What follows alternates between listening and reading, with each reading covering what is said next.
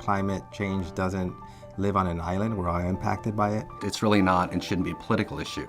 Climate One has ensured that indeed many, many different parties have seats at the table.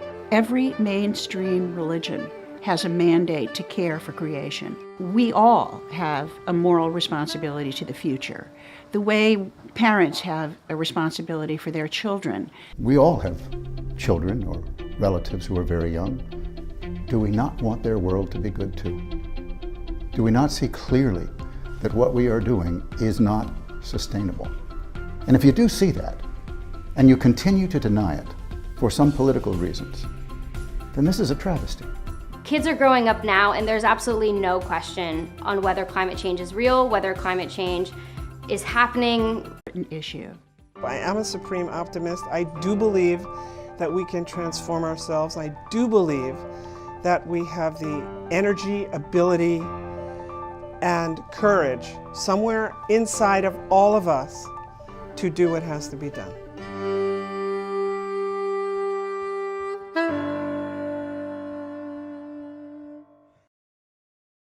Thanks for joining us for this live stream presentation of the 2021 Schneider Award for Outstanding Climate Science Communication.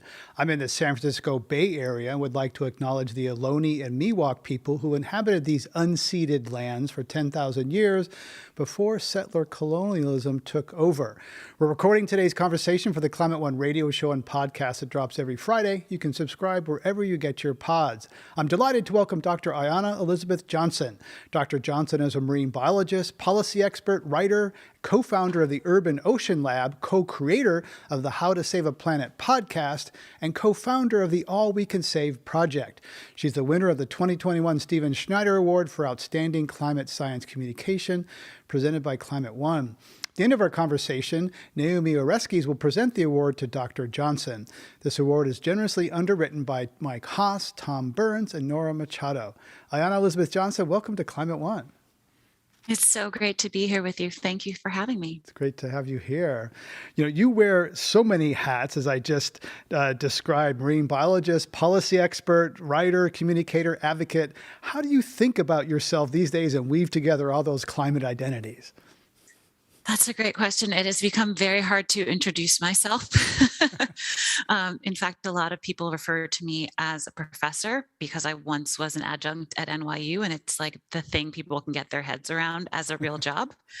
But right now, this may sound sort of weird or silly, but every morning I just wake up and try to think about how I can be most useful. And I think that that's the easiest way to do my work. And it means that it changes a bit day to day. It doesn't mean I start from scratch every day, but it means that within the projects that I'm doing, within the collaborations that I have. In your introduction, it was very clear that I'm co-creator, co-founder, right? Co-editor. It's all about building teams and figuring out who you can team up with to get things done. So that's sort of a mushy answer, but that's where I'm at. I think we'll get to some of that later with some of the All We Can Save work that you've done. But how has that, sense of self changed recently? Because personally, I feel like the urgency with wildfires in the West, New York City, subway flooding again, it's more in our face these days. So how does that affect you and your work? I feel very lucky that my brain chemistry doesn't tend towards anxiety and depression. That is just a luck of the draw of how I was constructed at birth. And I don't know, I know that it's much harder to do this work if you're more susceptible to those things. And so I'm really grateful that I have a mind that tends towards, okay, it's really bad. What are we going to do? Who's the team? What's the strategy? Let me make a checklist. Let me just chip away at this is my immediate instinct when faced with even a problem of the magnitude of the climate crisis. But even I am stopped in my tracks by the horrors in the news, right? Because as you described, we're seeing the impacts of climate change all around us on a day-to-day basis now. We're seeing how people's lives and livelihoods and cultures and communities are at such extreme risk. And I'm not a robot, right? I feel those things, and I feel them in a way that I think is different from a lot of people. We hear so often that what we need in climate communication is more compelling storytelling, more narratives about people and how individuals are impacted and dealing with this and how individuals are working on solutions. But I think in part because of my training as a scientist, while I value that kind of journalism and communications work, the stuff that hits me the hardest is actually the graphs. Like I read the United Nations report on oceans and cryosphere, and I looked at the graphs of the scientific projections of sea level rise and ocean temperature and ecosystems and sea ice and all of these things. And I was on the New York City subway a few years ago when that report came out, reading it.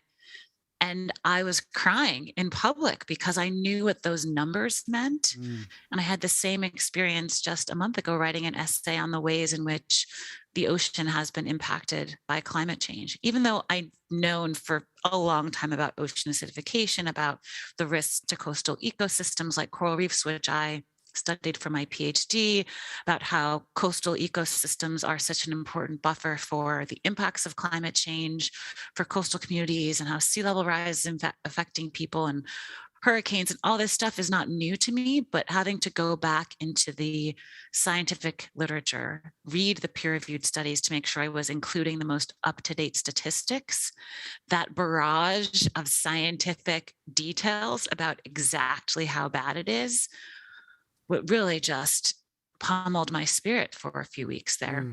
And so the thing for me is always thinking about how do we sort of race through the bad stuff. I mean, acknowledge and absorb just how high the stakes are so that we can know that we are grounded in that reality in order to move forward. I value that that all exists, but then I instantly want to switch from, okay, it's bad. It's worse than we can imagine. It's coming faster than we thought. But who does what and how quickly can we make this transformation from a fossil fueled and extractive economy to a more regenerative one? Sharing your excitement about graphs reminds me of David Wallace Wells, a fellow New Yorker who says very honestly, like, yeah, I don't feel much of a connection with nature. Everyone talks about you reconnect to nature, you'll want to care about it and save it. And he's like, nah, it's the data that got him. The data really excited him. And I think it reminds us there's different keys for different people to ignite them on this work. Yeah. I think he's a little bit more urbanist than I am. Yeah. I'm like ready to move to the forest at any moment He is, or to an island. But I think it's so critical that we have many climate communicators communicating in many different ways. We see all these studies about the right way and the wrong way to communicate climate science and climate solutions. And I tend to want to brush those aside and just say, like, I hope that everyone finds the right type of information that's useful for them, right? Some people need the uninhabitable earth. Some people need a climate solutions podcast, whatever it takes for each person to find their role in this work. I think that's what we need. In 2019, you floated the idea of a Blue New Deal in an op-ed in Grist. The idea caught the attention of Elizabeth Warren's presidential campaign, which then invited you to formalize it, became part of one of her famous plans. What prompted you to push for this idea of a Blue New Deal, and what would it do? I'm so glad you asked about this, because this is actually the piece of climate communication that I think I'm most proud of. It's the one I speak the least about now. And the idea came to be just over a lunch with Chad Nelson, who's the CEO of Surfrider. We were both talking about having read the Green New Deal resolution, and you get to page 10 or 11 out of 14. For those who haven't read it, it is short, it is double spaced and large font. It'll take you like 5 or 10 minutes. And I thought, wow, this is really ambitious and exciting, but they left out the ocean, and so it will not work, because the ocean has absorbed 90+% of the heat we've trapped with greenhouse gases, right? It's absorbed over about a third of the carbon dioxide we've emitted. It is buffering us from the impacts. It is providing all these solutions in terms of protecting shorelines and renewable energy. And so if we leave out the ocean, then we're leaving out what a report that came out earlier this year calculated as about 20% of the climate solutions available to us. And so Chad Nelson and I thought, well, how can we how can we help to make sure the ocean is included? And then we ended up connecting with Bren Smith, who is a regenerative ocean farmer who co-founded a nonprofit called Green Wave, who was also working on the same concept. And the three of us put our heads together for that op-ed in Grist called The Big Blue Gap in the Green New Deal.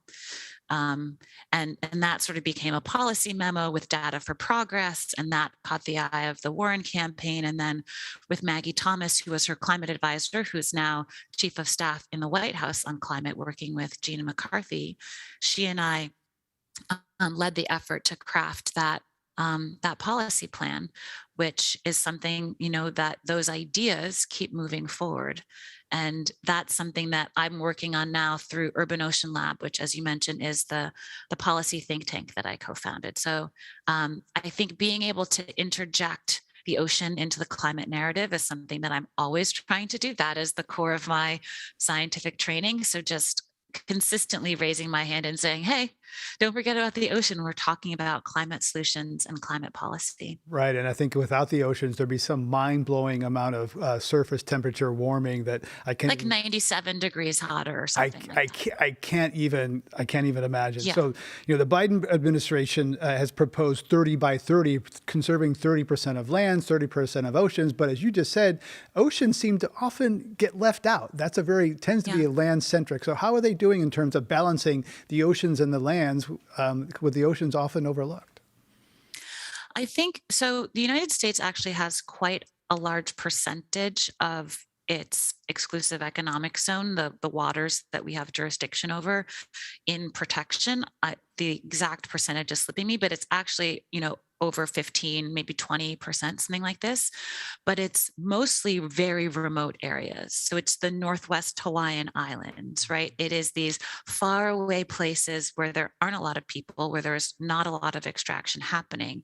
And so what I would like to see when we think about this goal of protecting 30% of nature by 2030 is that we're also protecting nature near where people live. We're not just going really far away where nothing was really happening anyway and saying, look, we protected this thing. It wasn't until the last few years that there was any sort of significant protection in the Northeast United States waters, right? Until we had the Northeast Seamounts and Canyons National Monument created. And so I think there's a lot of work to do in terms of making sure we have representative proportions of each ecosystem protected, not just far away places that people will never get a chance to visit and which are in many ways de facto protected.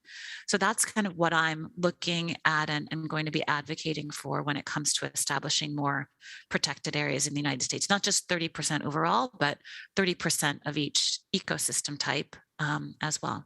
The ones that are more at risk. More than 120 million people live in coastal counties in the United States. How will climate disruption impact the lives of those people? Is that mainly a story of risk, loss, and grief?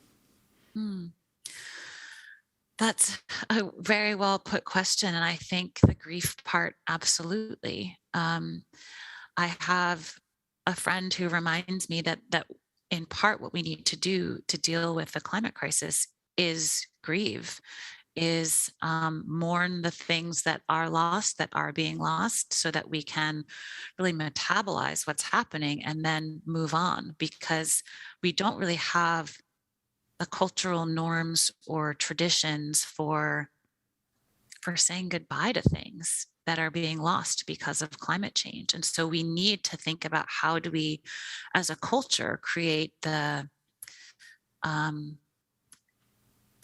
new traditions that we need, the ceremonies in some sense that we need, because the place where you learned to swim, the place where you went fishing with your father, the place where you had your first kiss or learned to ride a bike might all be underwater, or those ecosystems might be unrecognizable from what they were a few decades ago, soon, if not already. So figuring out how to deal with that much change emotionally and culturally is something that I do not feel equipped to lead on, but I know a lot of people are helping us think through that.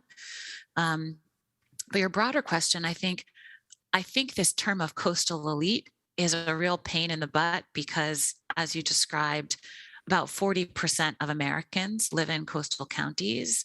About 30% live in coastal cities, which is why the work of Urban Ocean Lab is focused on how do we make policy change in coastal cities, because it's not an elite issue. It is 1 in 3 or 4 in 10 Americans, depending on how, sort of which geographic scope you're using to think about that. So figuring out what are the policy changes that we need to deal with the extreme weather events that we're already seeing and which will, become more frequent is absolutely a critical need. And there's so much that we can do. I just want to be clear that I've been talking a lot about sort of how bad things are, and all of that is true. But what gets me out of bed in the morning, what makes this work of communicating about climate science and policy so important is that we have such a huge spectrum of possible futures available to us. And those really depend, which one we get depends on what we do, right? We're not going to have a pristine planet with 8 billion people living on it and all of the changes that have already happened. But we could have like a really, really terrible future, or we could have like an actually pretty good and interesting one. And so I think I often get pegged as being an optimist or someone who's really hopeful. And those are titles that I actually don't relate to at all, because both of those words have in their definition that you expect a good outcome. I have no expectation or assumption that the outcome for humanity is necessarily going to be good. But I know that it could be much better than it would otherwise be if we sort of get our act together and move with immense speed and welcome as many people as possible into this work and show people that there really is a place for everyone in this transformation. What are some areas you would point to? I used to think of the Amazon for a while was looking as a pretty good story. For a while, the Amazon was a story, and then fires came along and kind of erased some of that positive story. Marine protected areas are sometimes pointed to as like when people get out of the way, nature comes back quickly. What's a positive story you can point to? Because it's one thing to say good things can happen in the future if we choose this path, but what good things have already happened that can be a little more specific you can point to and say, this is possible. Let's do more of these. So absolutely, marine protected areas is one. And Dr. Jane Lubchenco, who is a previous winner of this award, probably can rattle off these facts more eloquently and robustly than I can at this point. It's been a while, but you have like several 100% increase in fish biomass, for example, within 5 or 10 years of establishing a marine protected area in some place. If we leave nature alone, if we give it a break, it can in fact replenish itself. If we just figure out how to back off a little bit. And so those kinds of things are very exciting to know about. I think just absolutely the resilience of nature is a major source of inspiration for me. And lately I've been reading this new book called Required Reading, and the subtitle is Climate Justice, Adaptation, and Investing in Indigenous Power. It's right here on my desk. And it's an anthology of essays by Indigenous leaders who are working on climate solutions, who are working on the cultural and policy and community level transformations that we need. And I keep using that word transformation because that's the only way I can think about the magnitude of change that's really needed. And I'm finding this book to be incredibly inspiring because so often we do our land acknowledgements, we talk about the value of Indigenous wisdom in addressing environmental issues, but it's something that I think not very many of us actually read about and study that wisdom in any detail. And so it's something that I have started to dedicate more of my time to. And overall, the answer to your question is, I don't know. And that's actually the next project that I'm working on is I'm writing a book with the tentative title of What If We Get It Right? Because I feel like it is so important for us to know what we are running towards, what all this work will get us. If we do charge ahead with the transformations around electricity and transportation and buildings and manufacturing and agriculture and land use, like what do we get? Show me that it's worth it. Show me that there's a place for me in this future. Show me that the work can be joyful and exciting along the way. And so that's what I am working to put together now. So I don't have a heap of anecdotes at the tip of my tongue right now, but I will have an entire book of them sometime in 2023. You are the recipient of the Climate One Award in memory of Stephen Schneider, a pioneering climate scientist whose last book was Science as a Contact Sport. Did you know science was going to be a contact sport when you started to pursue a PhD in marine biology? Did you anticipate how rough it would be? No, but I also did not anticipate in any sense the role that I would end up playing. Mm-hmm. I never aspired to or expected to be any sort of public figure. I mean, a lot of scientists don't. That's not why people go into science, right? Yeah, exactly. You want to be in your lab and do your work. I also never thought I would be in the lab. So my first job out of college was working in the policy office at the Environmental Protection Agency in DC. My major as an undergrad was environmental science and public policy. So I always wanted to work at this intersection of science and policy. And so for me, it was just a matter of how can I get this advanced degree in science in order to make sure that all the best science is used to inform policymaking. Even if I'm not the one doing that science, I will have the training to be able to interpret it and convey the importance of it in the context of how we form policy. And so I guess the answer is no, but because I never thought of myself really as having a career as a research scientist, and I never thought of myself as having a public profile in any significant way. I thought I would just be a policy wonk who had a bunch of science training that made me useful in a different way. Because some of the best advice I ever got was, Ayana, there are a lot of lawyers doing policy. There aren't as many scientists doing policy, so that I could help build the bridge from the other direction. So I kind of thought I would stay out of the fray. And I think I'm going to back out of it now. As you know, I'm not doing as much public speaking right now. I'm sort of going into a bit of hibernation and look forward to coming back with some new things to say. You referenced some of that in a article you wrote in 2020 in the Washington Post, which was I first honestly remember hearing of you and reading about you. It was like, whoa, this I'm always on the lookout for rising stars and new voices and faces. And in these, you said, I'm a Black climate expert. Racism derails our efforts to save the planet. In it, you quote Toni Morrison saying, quote, the very serious function of racism is distraction. It keeps you from doing your work. It keeps you explaining over and over again your reason for being, end quote. And I get that. And so part of me doesn't want to ask you about this, and yet I feel an obligation to do so. And as a white guy, with a show, could we spend a little bit of time talking about going that? And you talk in that piece about superficial tasks and the need to do deeper work. I guess the thing that I wish more people understood at this intersection of race and climate is that people of color already care and get it. In fact, are more concerned about climate than their white counterparts in the US. And for this, knowing we have to thank for this knowledge, the last year's recipients of this very award, Dr. Leiserowitz and Dr. Marabach, whose research, whose polling of Americans shows us that it's about 49% of white Americans who are concerned about climate change, 57% of Black Americans, and about 70% of Latinx Americans.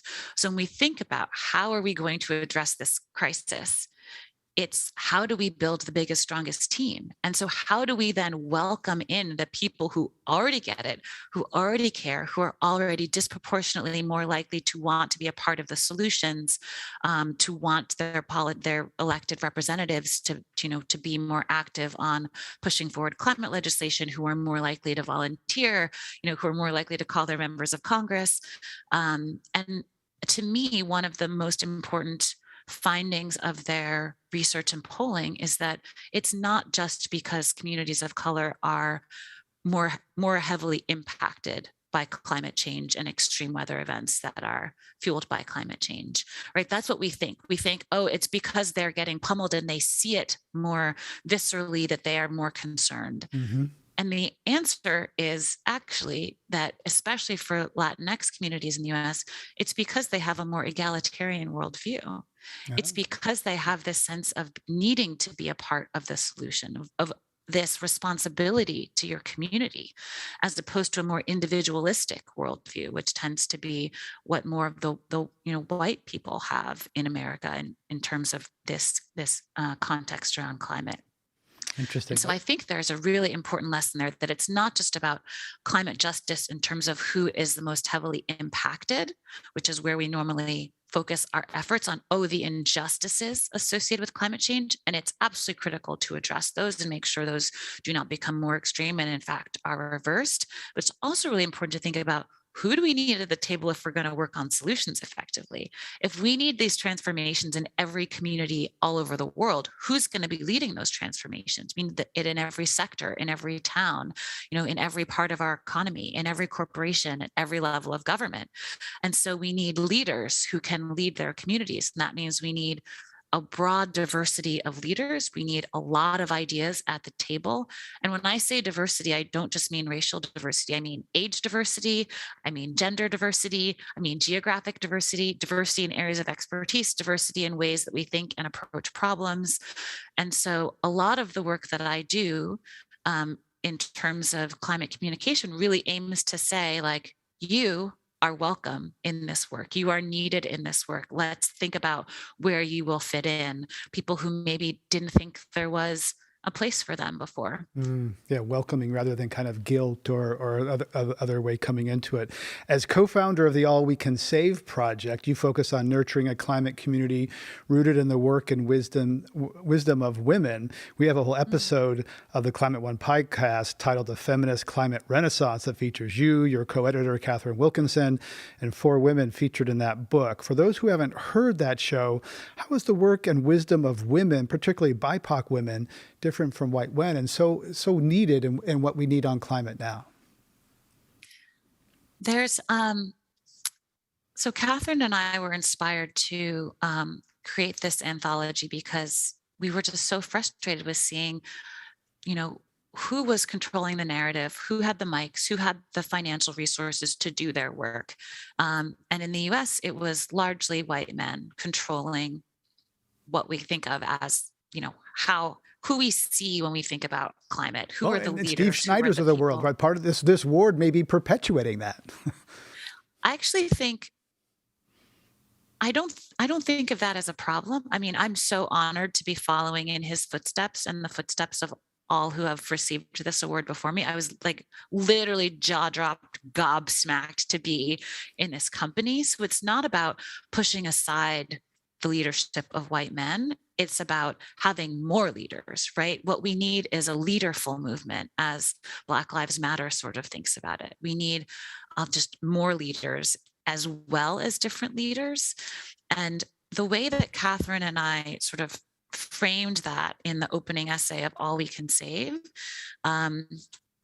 was to identify a few key features of the leadership that we were seeing of women that was different and remarkable and important and worth uplifting. And of course, they're characteristics that anyone can embody.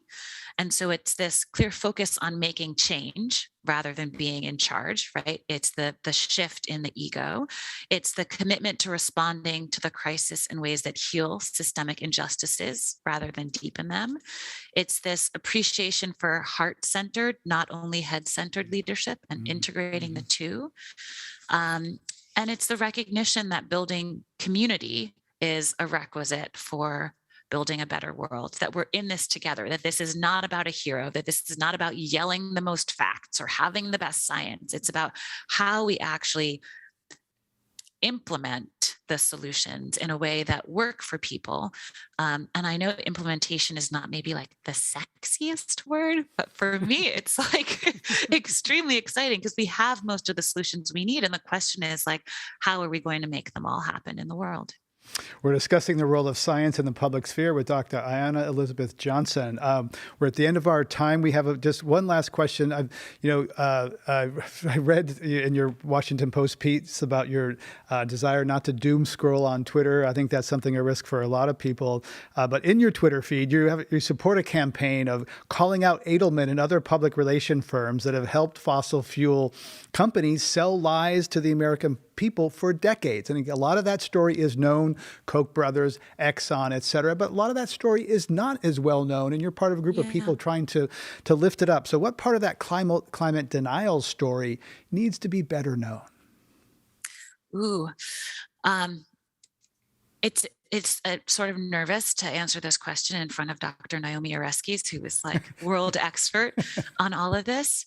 But I think for me, sort of co-instigating and co-leading that campaign, which is, for those who want to look it up, it's hashtag Edelman Drop Exxon. Edelman is the largest PR company in the world, and they represent more fossil fuel clients than anyone else. So they have been doing this work of helping to greenwash, of suppressing our ability to get climate policy passed, of, just making it seem like it's our individual fault instead of the fault of fossil fuel companies, right? Sort of pretending that their tiny investments in renewable energy are actually something significant. And I think we can hopefully all agree at this point that we should stop advertising for fossil fuels, right? And so this was a chance to have people who work with Edelman, people who are seen as influencers, celebrities, people who just have a very large following on the internet to get together and say, like, are you kidding me? We're still advertising this stuff. I mean, the people who signed on to that open letter, most of them are not climate activists, right? They are people who, like Alana Glazer, who's this incredible comedian, and Donald Glover, and like astrologers, right? These are like, and supermodels. These are people who are like, I have a platform, and this is not my issue, but even I know, like, come on, we've got to draw the line somewhere. And I think what the youth climate leadership is showing us also is this incredible moral clarity of like, are you kidding me? Like in 2021, we're still doing what?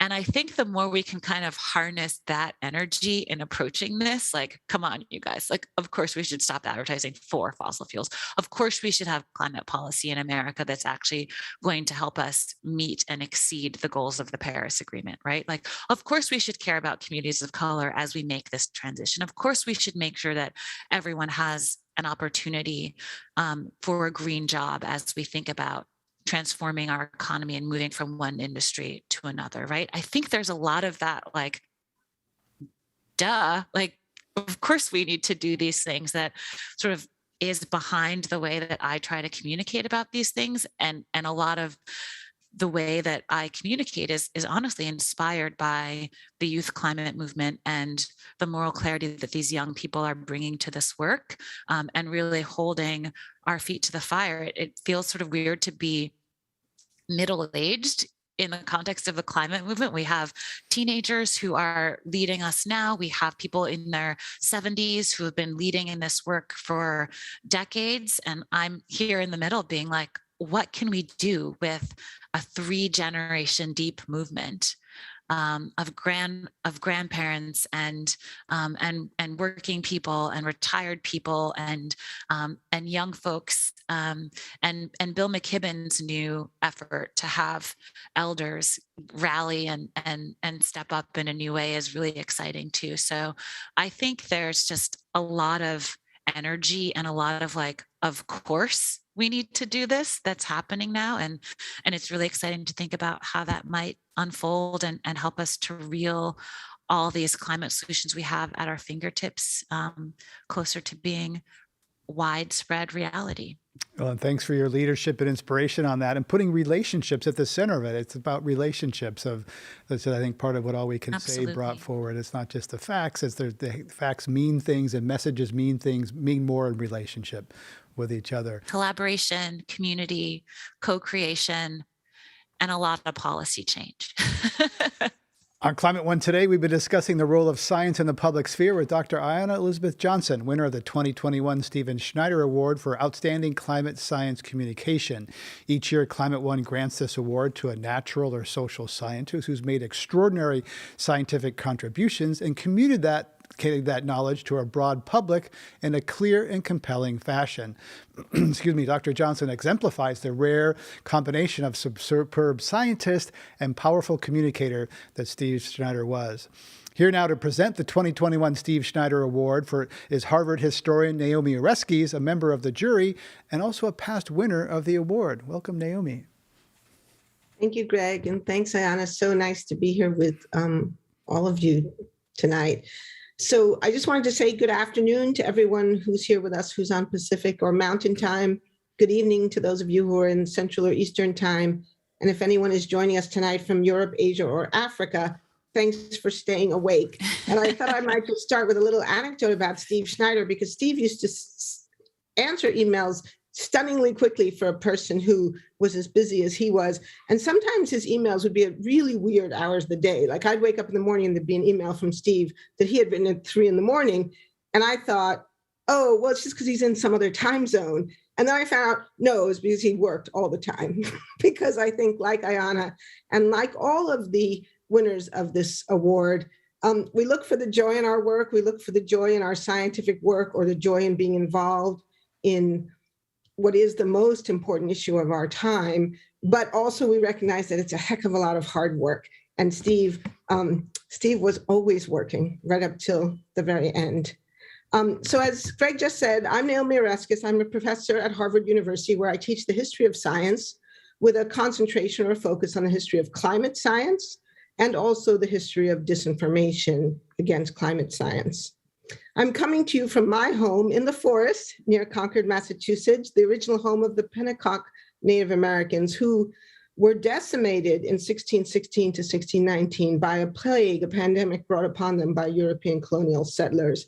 It's a reminder to us that pandemics have always been with us, and a lot of Europeans who have thought that they were somehow immune and that there was some intrinsic weakness to indigenous people are now being reminded that that is not the case. So on behalf of Climate One and on behalf of the selection committee for the Stephen Schneider Award, Chris Russell and Marshall Shepard and myself, I'm pleased, honored, and really delighted to award the 11th Annual Schneider Award to Dr. Ayana Elizabeth Johnson. As you've already heard, Dr. Johnson is a multi-talented and very hardworking person. She's a marine biologist by training, a policy expert, a writer and an editor, a public speaker, and like Steve Schneider, a native New Yorker. Although I'm giving Steve a little benefit of the doubt because he's really from Long Island, which those of us who are really from New York don't really consider. But for the purposes of tonight, we'll go with it. We're going to let him be a New Yorker. Dr. Johnson is the co-founder of the Urban Ocean Lab, which is a think tank for coastal cities. And as you already heard, 40% of Americans live in coastal areas, mostly in coastal cities. So this is hugely important for millions and millions of Americans. And she is the co-creator of the Spotify Gimlet podcast, How to Save a Planet. Just a little small task to save the planet. Or the shot, no? Yeah, definitely, right. Well, as Al Gore likes to say, money, the planet, right? So as you also heard, she co-edited the best-selling climate anthology, All We Can Save, which I have sitting here right here, and co-founded the All We Can Save project. If you have not already, not just read this book, but bought this book, go out now and buy it. If you haven't yet filled up your holiday list, buy this book for everyone you know. It's just a beautiful, beautiful book with so many interesting voices of women speaking on so many different aspects of this problem. And again, as we've heard many times tonight and elsewhere, climate change is a really multifaceted problem that touches our lives in so many different ways. And I think for too long, we've viewed it as a scientific problem as opposed to a human problem, a political, a social, cultural, and an emotional problem. And I think one of the great things that this book does is to really bring these different perspectives up front and center. So it's not just about scientists talking about the facts, although like Dr. Johnson, I also like facts and I also get excited by graphs. And I also feel like sometimes you see a graph and you think, oh my God, and then you have to figure out how to explain it to everyone else. So this book is, I think, almost entirely words, but beautiful. Some pictures. And some pictures, yeah. There are pictures, yeah. But no graphs, I think. Anyway, a beautiful, beautiful book that I would highly recommend to everyone here. And as you also heard, she co-authored the Blue New Deal, again, calling crucial attention to the critical role of the oceans in the climate system, in our food supplies, and in our lives. It's something that many of us forget about, we take for granted, and yet the oceans are so central to life on Earth in so many different ways. I would be remiss if I didn't point out that she earned her bachelor's degree from Harvard University in our wonderful program in environmental science and public policy, and her PhD from the Scripps Institution of Oceanography in Marine Biology, where I used to teach. So we have a lot of connections here. She's published extremely widely and really has managed to reach large audiences by articles in the New York Times, the Washington Post, Scientific American. She's on the 2021 Time 100 Next list and was named one of Elle magazine's 27 women leading on climate. And perhaps most fun of all, Outside Magazine called her the climate leader we need. I think Dr. Johnson exemplifies the spirit of the namesake of this award in being both a scientist of first rank and a skillful communicator. Like Steve Schneider, she connects her scientific research and factual knowledge directly to thinking through, identifying, and promoting concrete solutions to the climate crisis. And also like Steve, she has taken the message of climate and ocean science far beyond the walls of academia, explaining to diverse communities what climate change is, and above all, why it matters for us all. So thank you, congratulations, Ayana, and over to you for a few remarks. Thank you, Naomi. That is, you got me, I teared up. I have received this crystal ball. I don't have the answers yet, but it is weighty, and that is, as is the responsibility of being part of these solutions. So the thing I wanted to say in accepting this award was just expand a little bit upon, well, first, what an honor it truly is. I'm not particularly interested in awards, but this one like really means a lot because I think it's a weird sort of like field that we're all inventing together. And it does feel like I've been welcomed into a club I never thought I would get invited into, because so many of the people who have won this award before me have really influenced deeply the way that I approach all of my work. So as I've already mentioned, Drs. Lieserowitz and Marabach, whose research I've referenced so often on understanding how Americans are perceiving climate change and what types of solutions they might want to engage in and support, to Dr. Bullard, who really paved the way for us to all be thinking about justice in the context of how we address the climate crisis, to Dr. Hayhoe, whose absolutely incredible stamina and patience for explaining over and over again, each time with the same enthusiasm, why this matters, how the dots are all connected, trying to, welcome people into understanding the science has just been like sort of intimidating in how persistent she's able to be. And you, Dr. Oreskes, who I took your history of science class as a grad student at UC San Diego. And that really helped me understand just kind of like what we're up against and the importance of really unpacking the role of corporations in creating this problem and making sure we frame the solutions accordingly. And last but certainly not least, Dr. Jane Lubchenco, whose ocean policy class I took also in graduate school, and really showed me the way that a marine biologist could be part of policy creation, of policy change, of publicly communicating that science. And in fact, seeing her become the administrator of NOAA inspired me to wrap up my dissertation more quickly so I could go and work there while she was still leading the agency. So all that is to say, it is like the deepest honor to be in this company.